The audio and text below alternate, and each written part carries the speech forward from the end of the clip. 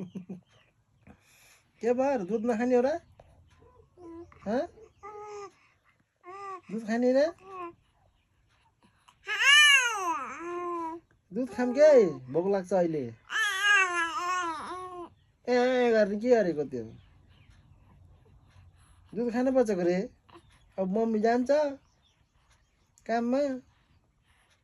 ल दुध खाम है बाउ छोरीले दुध खाम है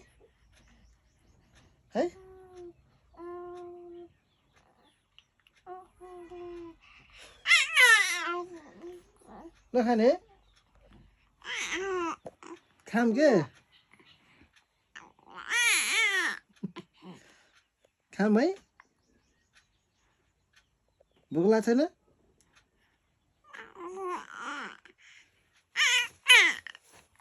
लाग्छ छैन भोक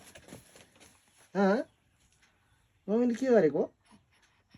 भिडियो बनाइदिएको भिडियो बनाइदिएको नबनाइदिनु भन